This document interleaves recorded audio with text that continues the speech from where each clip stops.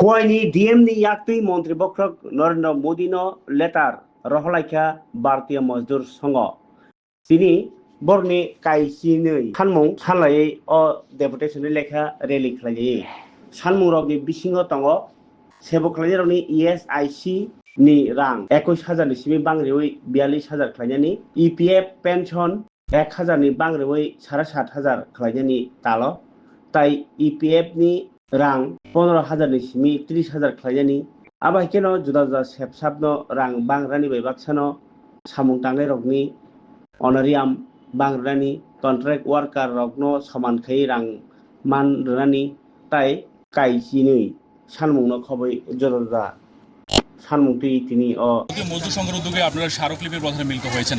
আপনাদের মূল দাবিগুলি কি রয়েছে? আমাদের মূল দাবিগুলো রয়েছে, আমরা সেন্ট্রালের তরফ থেকে 10 দফা দাবি এবং স্টেটের তরফ থেকে 12 দফা দাবি। এই দাবিগুলো নিয়ে আমরা আজকে মহকুমা শাসকের সামনে উপস্থিত হয়েছি।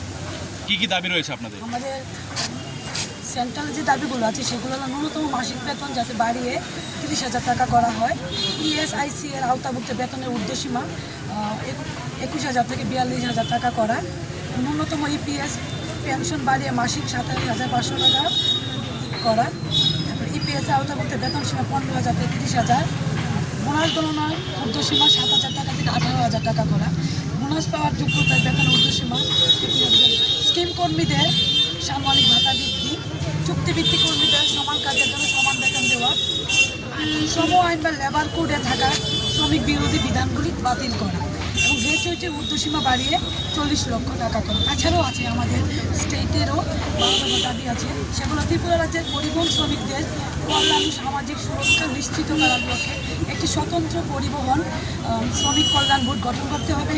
ত্রিপুরা সরকার কর্তৃক 2023 সালে নির্ধারিত যানবাহনের ভাড়া রেট চার্জ সংশোধন করা, তাই জ্বালানি জল টায়ার বিমা রক্ষণাবেক্ষণ অন্যান্য পরিচালন ব্যয়ের মূল্যবৃদ্ধির সঙ্গে সামঞ্জস্য রেখে প্রতি বছর সঙ্গে যানবাহনের ভাড়া বা রেটগুলোও সংশোধন করতে হবে। বর্তমান ক্ষেত্রে বিভিন্ন ক্ষেত্রে থেকে খরচে করের পরিমাণ উল্লেখযোগ্য বৃদ্ধি পেয়েছে, সেই ক্ষেত্রে পরিবহন ভাড়া অনুপাতে বৃদ্ধি করা হয়নি। সেগুলোর ক্ষেত্রে প্রফেশনাল ট্যাক্স 500 টাকা থেকে বৃদ্ধি করে 2100 টাকা করা হয়েছে।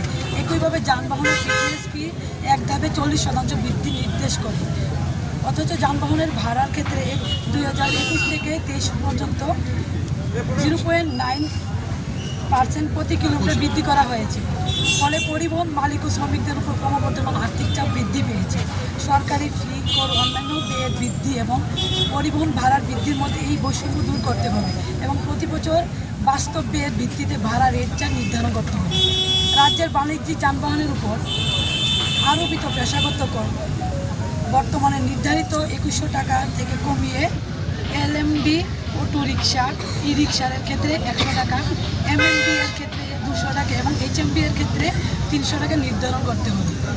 যানবাহনের ফিটনেস সার্টিফিকেটের মেয়াদ সম্পূর্ণ আগে নবীকরণ করে বর্তমানে ধার্য প্রতিদিন 50 টাকা করে জরিমানার পরিবর্তে ন্যূনতম এককালীন বিবেচনা করতে হবে এবং জরিমানার পরিমাণ যথেষ্ট করে কমাতে হবে।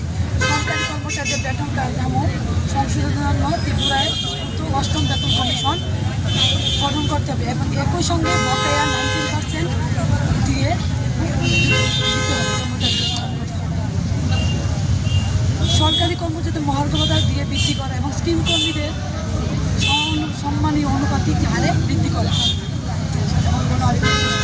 ত্রিপুরার সকল স্কিম কর্মী যারা বিভিন্ন সরকারি প্রকল্পের অধীনে কাজ করছে তাদের প্রতি পূজা এবং উৎসবে বোনাস প্রদান করতে হবে। এগুলি ছিল আমাদের স্টেটের দাবিগুলো। এই দাবিগুলো নিয়ে আমরা আজকে এখানে উপস্থিত হয়েছি এবং মহকুমা শাসকের কাছে, জেলা শাসকের সামনে আমাদের দাবিগুলো উপস্থাপন করা